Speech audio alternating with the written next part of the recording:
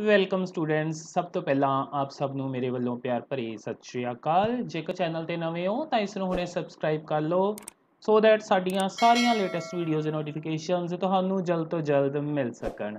ਅੱਜ ਅਸੀਂ 11th class ਦਾ first chapter ਹੈ ਜੋ ਸੈਟਸ, ਉਸ ਦੇ ਅੰਦਰ ਸੈਟਸ ਦੇ ਆਪਰੇਸ਼ਨਸ ਯਾਨੀ ਕਿ ਯੂਨੀਅਨ, ਇੰਟਰਸੈਕਸ਼ਨ ਤੇ ਉਹਨਾਂ ਦੀਆਂ ਪ੍ਰੋਪਰਟੀਜ਼ ਤੇ ਨਾਲ ਦੀ ਨਾਲ ਹੀ ਵੈਨ ਡਾਇਗਰਾਮਸ, ਇਹਨਾਂ ਸਭ ਚੀਜ਼ਾਂ ਨੂੰ ਕਰਾਂਗੇ ਡਿਸਕਸ। ਤਾਂ ਚਲੋ ਸ਼ੁਰੂ ਕਰਦੇ ਹਾਂ। ਹਾਂਜੀ, ਸਭ ਤੋਂ ਪਹਿਲਾਂ ਆਪਣੇ ਕੋਲ ਆ ਰਿਹਾ ਹੈ ਯੂਨੀਅਨ ਆਫ ਸੈਟਸ।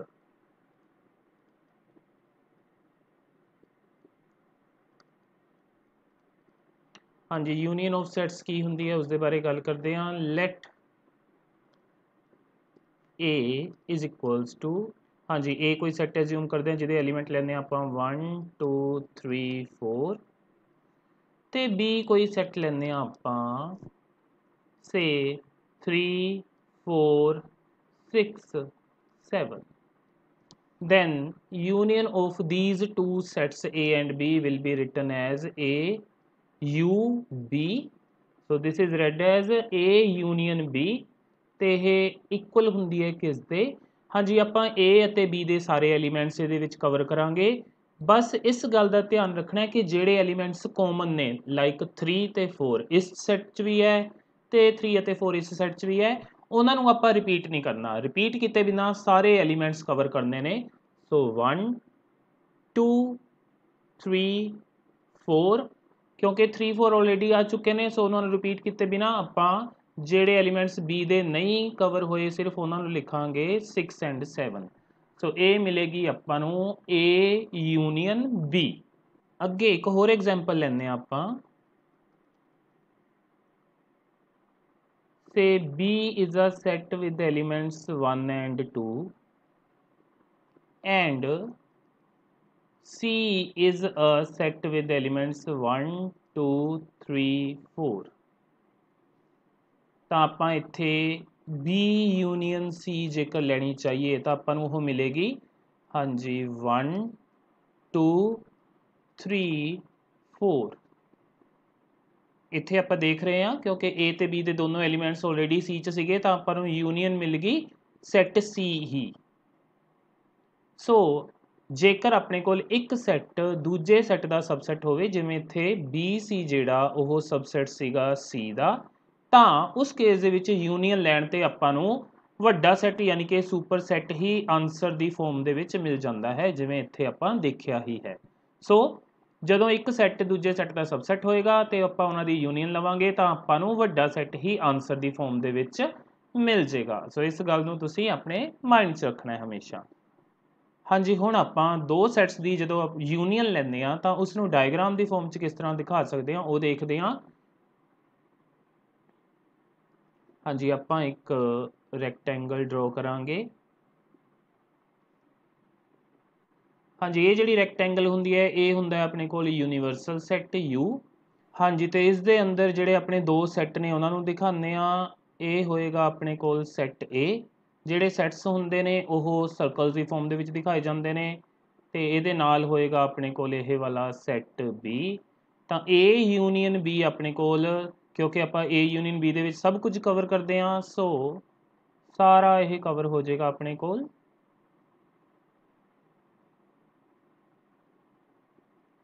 ਸੋ ਇਹ ਆਪਣੇ ਕੋਲ ਰਿਪਰੈਜ਼ੈਂਟ ਕਰੇਗਾ A ਯੂਨੀਅਨ B ਨੂੰ। ਸੋ ਇਸ ਤਰ੍ਹਾਂ ਅਸੀਂ A ਯੂਨੀਅਨ B ਦਿਖਾਉਂਦੇ ਹਾਂ ਵੈਨ ਡਾਇਗਰਾਮ ਦੀ ਫਾਰਮ ਦੇ ਵਿੱਚ।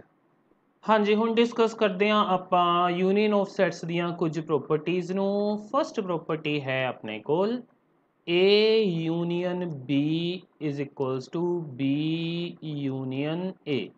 ਹਾਂਜੀ, ਜੇਕਰ ਆਪਾਂ ਕਿਸੇ ਸੈੱਟ A ਨੂੰ ਅੱਗੇ ਰੱਖ ਕੇ ਉਸ ਦੀ B ਨਾਲ ਯੂਨੀਅਨ ਲਈਏ ਜਾਂ ਫਿਰ ਸੈੱਟ B ਨੂੰ ਅੱਗੇ ਰੱਖ ਕੇ A ਨੂੰ ਪਿੱਛੇ ਰੱਖ ਕੇ ਯੂਨੀਅਨ ਲਈਏ ਤਾਂ ਦੋਨੋਂ ਕੇਸਿਸ ਦੇ ਵਿੱਚ ਆਪਾਂ ਨੂੰ ਆਨਸਰ ਸੇਮ ਹੀ ਮਿਲੇਗਾ, ਯਾਨੀ ਕਿ ਸੇਮ ਸੈੱਟ ਆਏਗਾ ਤੇ ਇਸ ਨੂੰ ਬੋਲਦੇ ਹਾਂ ਆਪਾਂ ਕੋਮਿਊਟੇਟਿਵ ਲਾ।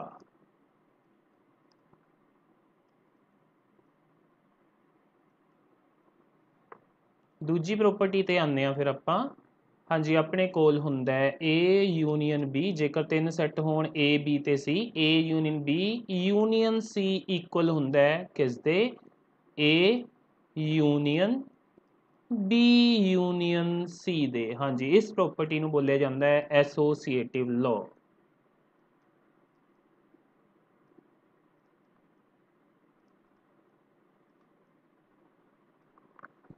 ਨੈਕਸਟ ਪ੍ਰੋਪਰਟੀ ਤੇ ਆਉਂਦੇ ਆ ਥਰਡ ਤੇ, ਵਿਚ ਇਜ਼ A ਯੂਨੀਅਨ ਫਾਈ। ਹਾਂਜੀ, ਆਪਾਂ ਨੂੰ ਪਤਾ ਹੈ ਕਿ ਫਾਈ ਹੈ ਜਿਹੜਾ ਉਹ A ਦਾ ਸਬਸੈਟ ਹੁੰਦਾ ਹੈ, ਤਾਂ ਇਟ ਮੀਨਸ A ਇੱਥੇ ਵੱਡਾ ਸੈੱਟ ਹੈ, ਸੁਪਰ ਸੈੱਟ ਹੈ, ਤਾਂ ਸੁਪਰ ਸੈੱਟ ਦੀ ਕਿਸੇ ਉਸਦੇ ਆਪਣੇ ਸਬਸੈਟ ਦੇ ਨਾਲ ਯੂਨੀਅਨ ਹਮੇਸ਼ਾ ਉਹੀ ਸੈੱਟ ਮਿਲ ਜਾਂਦਾ ਹੈ। ਸੋ ਇਹ ਮਿਲ ਜਾਏਗਾ ਆਪਾਂ ਨੂੰ A ਦੇ ਇਕੁਅਲ ਹੀ। ਹਾਂਜੀ, ਇਹ ਹੈ ਆਪਣੇ ਕੋਲ law of identity element. Law of identity element, ਕਿਉਂਕਿ ਫਾਈ ਜਿਹੜੀ ਹੁੰਦੀ ਹੈ ਉਹ ਹੁੰਦੀ ਹੈ identity for union. Fi is identity for union. ਹਾਂਜੀ, ਕਿਉਂਕਿ ਕੋਈ ਫਰਕ ਨਹੀਂ ਪਿਆ ਫਾਈ ਦੇ ਨਾਲ ਯੂਨੀਅਨ ਲੈਣ ਤੇ, ਇਸ ਕਰਕੇ ਫਾਈ ਜਿਹੜੀ ਹੁੰਦੀ ਹੈ ਇਹ ਯੂਨੀਅਨ ਦੇ ਲਈ ਆਈਡੈਂਟਿਟੀ ਦਾ ਕੰਮ ਕਰਦੀ ਹੈ। ਉਸ ਤੋਂ ਬਾਅਦ ਆਉਂਦੇ ਹਾਂ ਆਪਾਂ ਫੋਰਥ ਪ੍ਰੋਪਰਟੀ ਤੇ, ਜੋ ਕਿ ਹੈ ਆਪਣੇ ਕੋਲ A ਯੂਨੀਅਨ A। ਕਿਸੇ ਸੈੱਟ A ਦੀ ਖੁਦ ਦੇ ਨਾਲ ਯੂਨੀਅਨ ਹੈ ਜਿਹੜੀ, ਉਹ ਆਪਾਂ ਨੂੰ ਸੈੱਟ A ਹੀ ਮਿਲ ਜਾਏਗਾ, ਤੇ ਇਹਨੂੰ ਬੋਲਦੇ ਹੁੰਦੇ ਆ ਆਪਾਂ ਆਈਡੈਂਪੋਟੈਂਟ ਲਾ। ਆਈਡੈਂਪੋਟੈਂਟ ਲਾਅ। ਅੱਗੇ ਫਿਫਥ ਪ੍ਰੋਪਰਟੀ ਹੈ ਜਿਹੜੀ, ਉਹਦੇ ਵਿੱਚ ਆਪਾਂ A ਦੀ ਯੂਨੀਅਨ ਲੈਣੀ ਹੈ ਯੂਨੀਵਰਸਲ ਸੈੱਟ U ਦੇ ਨਾਲ। ਹਾਂਜੀ, ਆਪਾਂ ਨੂੰ ਪਤਾ ਹੈ ਕਿ ਹਰ ਇੱਕ ਸੈੱਟ ਹੁੰਦਾ ਹੈ ਜਿਹੜਾ ਉਹ ਯੂਨੀਵਰਸਲ ਸੈੱਟ ਦਾ ਸਬਸੈੱਟ ਹੁੰਦਾ ਹੈ, ਤਾਂ ਇਟ ਮੀਨਸ ਇੱਥੇ ਵੱਡਾ ਸੈੱਟ U ਹੈ, ਤਾਂ ਇਹਨਾਂ ਦੀ ਯੂਨੀਅਨ ਆਪਾਂ ਨੂੰ ਯੂਨੀਵਰਸਲ ਸੈੱਟ U ਮਿਲ ਜਾਏਗਾ, ਤੇ ਇਹਨੂੰ ਬੋਲਦੇ ਹਾਂ ਆਪਾਂ law of universal set. Law of universal set ਜਾਂ ਲਾਅ ਆਫ U ਵੀ ਇਹਨੂੰ ਆਪਾਂ ਕਹਿ ਸਕਦੇ ਹਾਂ। ਹਾਂਜੀ, ਹੁਣ ਆਪਾਂ ਗੱਲ ਕਰਾਂਗੇ ਇੰਟਰਸੈਕਸ਼ਨ ਆਫ ਸੈਟਸ ਦੀ। ਅਗਰ ਆਪਣੇ ਕੋਲ ਦੋ ਸੈੱਟ ਨੇ A ਵਿਦ ਐਲੀਮੈਂਟਸ 1 2 3 4 ਤੇ B ਕੋਈ ਸੈੱਟ ਹੈ ਵਿਦ ਐਲੀਮੈਂਟਸ 1 2 5 6, ਤਾਂ A ਤੇ B ਦੀ ਜਿਹੜੀ ਇੰਟਰਸੈਕਸ਼ਨ ਹੋਏਗੀ ਉਹਨੂੰ ਇਸ ਤਰ੍ਹਾਂ ਲਿਖਿਆ ਜਾਏਗਾ। ਯੂਨੀਅਨ ਦਾ ਜੋ ਸਿੰਬਲ ਸੀ ਉਹਦਾ ਉਲਟ ਲਿਖਣਾ, ਨੀਚੇ ਨੂੰ U ਪਾਉਣਾ ਹੈ, ਤੇ ਇਹ ਆਪਾਂ ਨੂੰ ਕਿਸ ਤਰ੍ਹਾਂ ਮਿਲਦੀ ਹੈ, ਆਪਾਂ A ਤੇ B ਦੀ ਇੰਟਰਸੈਕਸ਼ਨ ਲੈਂਦੇ ਆ, ਉਹ ਵਾਲੇ ਐਲੀਮੈਂਟਸ ਲਿਖਣੇ ਨੇ ਸਿਰਫ ਤੇ ਸਿਰਫ ਜਿਹੜੇ ਦੋਨਾਂ 'ਚ ਕਾਮਨ ਨੇ। ਇਟ ਮੀਨਸ ਮੈਂ A ਅਤੇ B ਦੀ ਇੰਟਰਸੈਕਸ਼ਨ ਲੈਂਦੇ ਆ, ਸਿਰਫ ਇਹ ਦੋਨੋਂ ਐਲੀਮੈਂਟਸ ਹੀ ਲਿਖੂੰਗਾ। ਸੋ ਇੱਥੇ ਆਏਗਾ 1 2। ਸੋ ਇਸ ਤਰ੍ਹਾਂ ਮਿਲਦੀ ਹੈ ਆਪਣੇ ਕੋਲ ਦੋ ਸੈਟਸ ਦੀ ਇੰਟਰਸੈਕਸ਼ਨ। ਤੇ ਇਹਦੇ ਲਈ ਆਪਾਂ ਇੱਕ ਹੋਰ ਐਗਜ਼ਾਮਪਲ ਕੰਸੀਡਰ ਕਰਦੇ ਹਾਂ। if A is having elements 1 2 and B is having elements 1 2 3 4, then A intersection B ਆਪਾਂ ਨੂੰ ਮਿਲ ਜਾਏਗੀ 1 2 which is equals to A। ਤੇ ਇੱਥੇ ਆਪਾਂ ਦੇਖ ਸਕਦੇ ਹਾਂ ਕਿ ਜਿਹੜਾ A ਹੈ ਉਹ ਸਬਸੈਟ ਹੈ B ਦਾ, ਤਾਂ ਜਦੋਂ ਇੱਕ ਸੈੱਟ ਦੂਜੇ ਸੈੱਟ ਦਾ ਸਬਸੈਟ ਹੋਏਗਾ ਤਾਂ ਉਹਨਾਂ ਦੀ ਇੰਟਰਸੈਕਸ਼ਨ ਲੈਣ ਤੇ ਆਪਾਂ ਨੂੰ ਹਮੇਸ਼ਾ ਛੋਟਾ ਸੈੱਟ ਹੈ ਜਿਹੜਾ ਉਹੀ ਆਨਸਰ ਮਿਲੇਗਾ। ਸੋ ਇਸ ਗੱਲ ਨੂੰ ਧਿਆਨ 'ਚ ਰੱਖਣਾ ਹੈ। ਜਦੋਂ ਆਪਾਂ ਯੂਨੀਅਨ ਦੀ ਗੱਲ ਕੀਤੀ ਸੀ ਤਾਂ ਆਪਾਂ ਨੂੰ ਵੱਡਾ ਸੈੱਟ ਆਨਸਰ ਦੀ ਫਾਰਮ 'ਚ ਮਿਲਿਆ ਸੀ, ਤੇ ਜਦੋਂ ਇੰਟਰਸੈਕਸ਼ਨ ਲੈਂਦੇ ਹਾਂ ਤਾਂ ਜਿਹੜਾ ਛੋਟਾ ਸੈੱਟ ਹੁੰਦਾ ਹੈ ਉਹ ਆਪਾਂ ਨੂੰ ਆਨਸਰ ਦੀ ਫਾਰਮ ਦੇ ਵਿੱਚ ਮਿਲਦਾ ਹੈ। ਤੇ ਅੱਗੇ ਆਪਾਂ ਦੇਖਦੇ ਹਾਂ ਕਿ ਇੰਟਰਸੈਕਸ਼ਨ ਨੂੰ ਵੈਨ ਡਾਇਗਰਾਮ ਦੇ ਥਰੂ ਕਿਵੇਂ ਦਿਖਾਇਆ ਜਾ ਸਕਦਾ ਹੈ। ਹਾਂਜੀ, ਉਹਦੇ ਲਈ ਆਪਾਂ ਪਹਿਲਾਂ ਇੱਕ ਰੈਕਟੈਂਗਲ ਬਣਾਵਾਂਗੇ,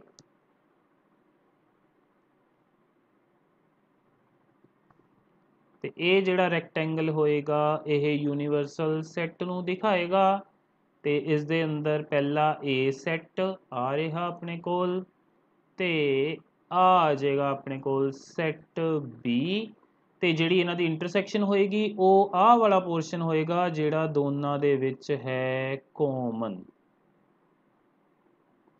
ਸੋ ਇਹ ਹੋਏਗੀ ਆਪਣੇ ਕੋਲ A ਇੰਟਰਸੈਕਸ਼ਨ B।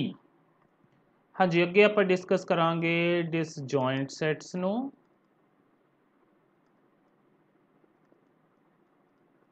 ਡਿਸਜੁਆਇੰਟ ਸੈਟਸ ਕੀ ਹੁੰਦੇ ਨੇ? Suppose we have two sets, set A and set B. If A intersection B is equals to phi, it means if A and B have nothing common, or we can say they don't have any common element, ਉਸ case ਦੇ ਵਿੱਚ ਹੀ ਆਪਾਂ A ਅਤੇ B ਨੂੰ ਡਿਸਜੁਆਇੰਟ ਕਹਿੰਦੇ ਆ। ਸੋ ਇਹਦੀ ਇੱਕ ਐਗਜ਼ਾਮਪਲ ਲੈ ਸਕਦੇ ਹਾਂ ਆਪਾਂ। A with elements 6, 7, B with elements 1, 2. Then A intersection B, because they have nothing in common, so ਇਹ ਆਪਾਂ ਨੂੰ phi ਦੇ equal ਮਿਲੇਗੀ। Because their intersection is phi, so here these two sets A and B are disjoint। ਤੇ Venn diagram ਦੇ through ਇਹਨਾਂ ਨੂੰ ਆਪਾਂ ਕਿਵੇਂ ਦਿਖਾ ਸਕਦੇ ਹਾਂ ਉਹ ਵੀ ਦੇਖ ਲੈਂਦੇ ਹਾਂ। Okay, we have rectangle which will be for universal set। हाँ जी, क्योंकि A ਅਤੇ B 'ਚ ਕੁਛ ਵੀ common ਨਹੀਂ ਹੈ, so this will be set A and B set will be this, so they have nothing in common, it means they are disjoint। A and B are disjoint। ਸੋ ਹੁਣ ਕਰਦੇ ਹਾਂ ਆਪਾਂ properties of intersection. ਹਾਂਜੀ, ਪਹਿਲੀ property discuss ਕਰਦੇ ਹਾਂ ਆਪਾਂ। First property is A intersection B is equals to B intersection A। ਹਾਂਜੀ, ਜਿਵੇਂ ਯੂਨੀਅਨ ਦੇ ਵਿੱਚ A union B, B union A ਦੇ ਇਕੁਅਲ ਸੀ, ਇਸੇ ਤਰ੍ਹਾਂ ਇੰਟਰਸੈਕਸ਼ਨ ਦੇ ਵਿੱਚ ਵੀ A intersection B is equals to ਹੁੰਦਾ B ਇੰਟਰਸੈਕਸ਼ਨ A ਦੇ, ਤੇ ਇਹਨੂੰ ਬੋਲਦੇ ਹਾਂ ਆਪਾਂ ਕੋਮਿਊਟੇਟਿਵ ਲਾ।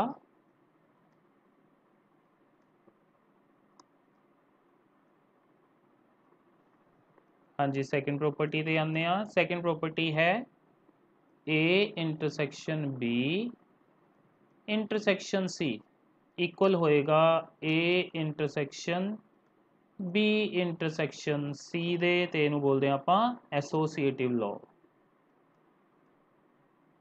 ਐਸੋਸੀਏਟਿਵ ਲਾਅ। ਅੱਗੇ ਥਰਡ ਪ੍ਰੋਪਰਟੀ ਤੇ ਆਉਂਦੇ ਆ, which is phi intersection A। phi ਤੇ A ਦੀ ਇੰਟਰਸੈਕਸ਼ਨ ਲਈਏ ਤਾਂ ਆਪਾਂ ਨੂੰ ਪਤਾ ਹੈ ਕਿ ਜਦੋਂ ਇੱਕ ਸੈੱਟ ਦੂਜੇ ਦਾ ਸਬਸੈੱਟ ਹੋਵੇ ਤਾਂ ਉਹਨਾਂ ਦੀ ਇੰਟਰਸੈਕਸ਼ਨ ਛੋਟਾ ਸੈੱਟ ਹੀ ਮਿਲਦਾ ਹੁੰਦਾ ਹੈ ਆਪਾਂ ਨੂੰ। ਸੋ ਇੱਥੋਂ ਆਪਾਂ ਨੂੰ phi ਮਿਲੇਗਾ। ਇਹਨੂੰ ਬੋਲਦੇ ਹਾਂ ਆਪਾਂ law of phi। ਅੱਗੇ ਫੋਰਥ ਦੀ ਗੱਲ ਕਰੀਏ ਤਾਂ ਉਹ ਹੋਏਗਾ ਆਪਣੇ ਕੋਲ universal set the intersection A ਦੇ ਨਾਲ, ਤਾਂ ਆਪਾਂ ਨੂੰ ਪਤਾ ਹੈ ਕਿ A ਜਿਹੜਾ ਹੁੰਦਾ ਹੈ ਯੂਨੀਵਰਸਲ ਸੈੱਟ ਦਾ ਸਬਸੈੱਟ ਹੁੰਦਾ ਹੈ। ਸੋ ਇੱਥੋਂ ਆਪਾਂ ਨੂੰ ਛੋਟਾ ਸੈੱਟ ਯਾਨੀ ਕਿ A ਮਿਲੇਗਾ। ਇਹਨੂੰ ਕਹਿ ਸਕਦੇ ਹਾਂ ਆਪਾਂ ਲਾਅ ਆਫ ਯੂਨੀਵਰਸਲ ਸੈੱਟ ਔਰ law of U। Then next ਆ ਰਿਹਾ ਆਪਣੇ ਕੋਲ A ਦੀ ਖੁਦ ਦੇ ਨਾਲ ਇੰਟਰਸੈਕਸ਼ਨ, ਉਹ ਹਮੇਸ਼ਾ A ਦੇ ਇਕੁਅਲ ਹੀ ਹੁੰਦੀ ਹੈ, ਜਿਵੇਂ ਯੂਨੀਅਨ 'ਚ ਵੀ ਆਇਆ ਸੀ, ਤੇ ਇਹਨੂੰ ਬੋਲਦੇ ਹਾਂ ਆਪਾਂ ਆਈਡੈਂਪੋਟੈਂਟ ਲਾ।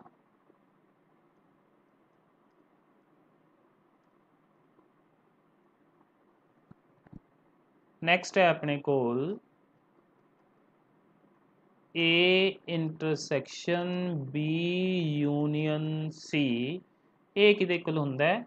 ਹਾਂਜੀ, ਜਿਹੜਾ ਬਾਹਰ ਹੈ ਉਹ ਅੰਦਰ ਹੋ ਜਾਏਗਾ A ਇੰਟਰਸੈਕਸ਼ਨ B, ਜਿਹੜਾ ਅੰਦਰ ਹੈ ਉਹ ਬਾਹਰ ਹੋ ਜਾਏਗਾ ਯੂਨੀਅਨ ਇੱਥੇ, ਫਿਰ A ਇੰਟਰਸੈਕਸ਼ਨ C। ਇਹਨੂੰ ਬੋਲਦੇ ਆ distributive law of intersection over union। so distributive law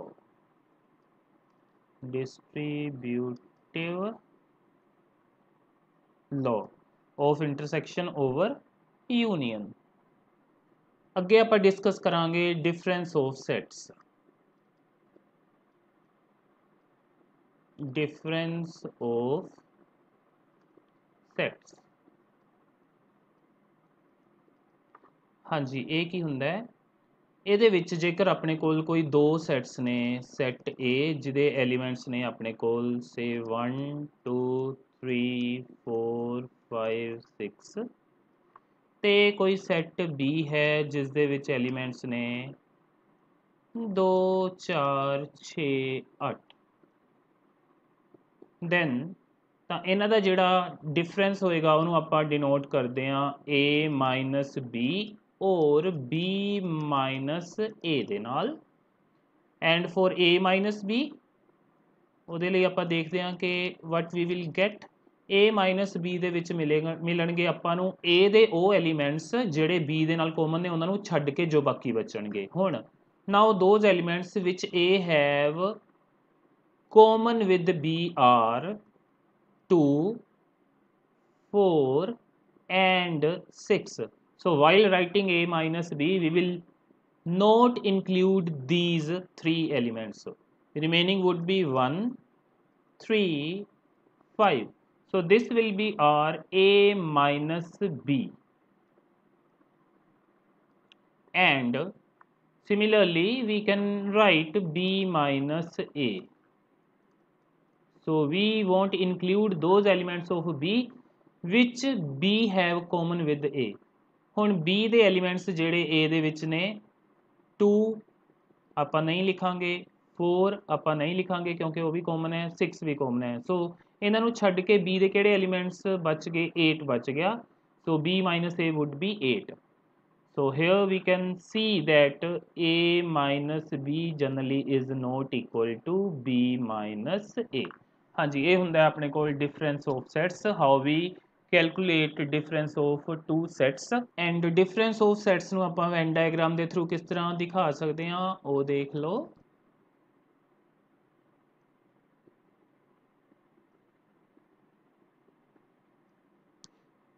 okay ਇੱਥੇ ਹੈ ਆਪਣੇ ਕੋਲ ਇੱਕ ਸੈੱਟ A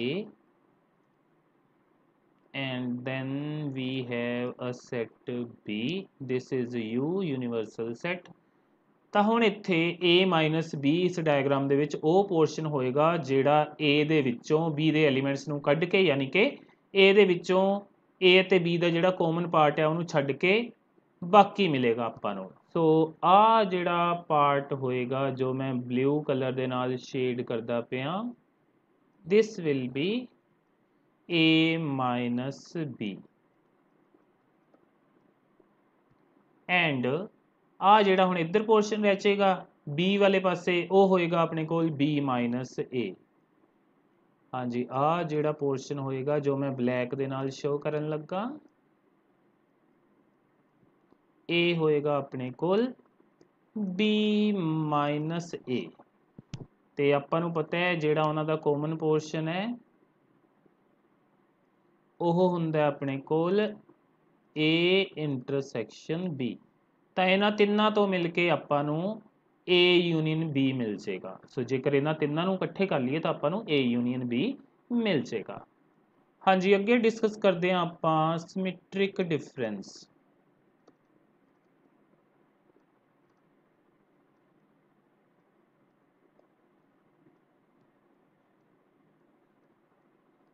ਹਾਂਜੀ ਇਹ ਡਿਫਰੈਂਸ ਆਫ ਸੈਟਸ ਤੋਂ ਹੀ ਆਪਣੇ ਕੋਲ ਆਉਂਦਾ ਹੈ if we have two sets A and B then symmetric difference ਹੋਏਗਾ ਆਪਣੇ ਕੋਲ A minus B ਉਹਦੀ ਯੂਨੀਅਨ ਜੇਕਰ ਆਪਾਂ ਲੈ ਲਈਏ B minus A ਦੇ ਨਾਲ ਤੇ ਇਹਨੂੰ ਆਪਾਂ ਰਿਪਰੈਜ਼ੈਂਟ ਕਿਵੇਂ ਕਰਦੇ ਹਾਂ ਜਾਂ ਸਿੰਬਲ ਦੀ ਫਾਰਮ 'ਚ ਕਿਵੇਂ ਲਿਖਦੇ ਹਾਂ A ਡੈਲਟਾ B ਇਹਨੂੰ ਡੈਲਟਾ ਬੋਲਦੇ ਹਾਂ ਆਪਾਂ ਆ ਜਿਹੜਾ ਟ੍ਰਾਇੰਗੂਲਰ ਸਾਈਨ ਹੈ A ਡੈਲਟਾ B ਯਾਨੀ ਕਿ A ਸਿਮੈਟ੍ਰਿਕ ਡਿਫਰੈਂਸ B ਤੇ ਇਹ ਕਿਵੇਂ ਮਿਲਦਾ ਆਪਾਂ ਨੂੰ A minus B the union ਲੈ ਲਈਏ B ਮਾਈਨਸ A ਦੇ ਨਾਲ ਸੋ ਇਹਦੀ ਵੀ ਆਪਾਂ ਵੈਨ ਡਾਇਗਰਾਮ ਹੈ ਜਿਹੜੀ ਉਹ ਬਣਾ ਸਕਦੇ ਹਾਂ ਸੋ ਇਹਦੇ ਲਈ ਵੈਨ ਡਾਇਗਰਾਮ ਦੇਖ ਲੈਂਦੇ ਹਾਂ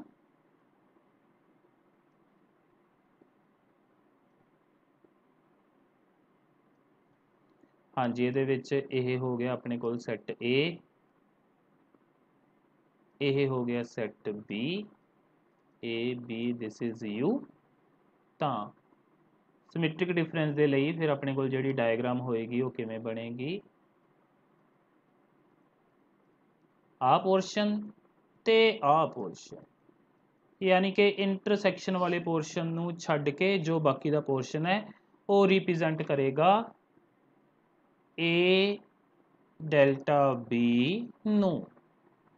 ਸੋ ਸਟੂਡੈਂਟਸ ਮੈਨੂੰ ਉਮੀਦ ਹੈ ਜੋ ਅੱਜ ਆਪਾਂ ਸੈਟਸ ਦੇ ਓਪਰੇਸ਼ਨਸ ਜਿਵੇਂ ਕਿ ਯੂਨੀਅਨ, ਇੰਟਰਸੈਕਸ਼ਨ, ਉਹਨਾਂ ਦੀਆਂ ਪ੍ਰੋਪਰਟੀਜ਼ ਤੇ ਵੈਨ ਡਾਇਗਰਾਮਸ ਡਿਸਕਸ ਕੀਤੀਆਂ, ਇਹ ਤੁਹਾਨੂੰ ਚੰਗੀ ਤਰ੍ਹਾਂ ਸਮਝ ਆ ਗਏ ਹੋਣਗੇ।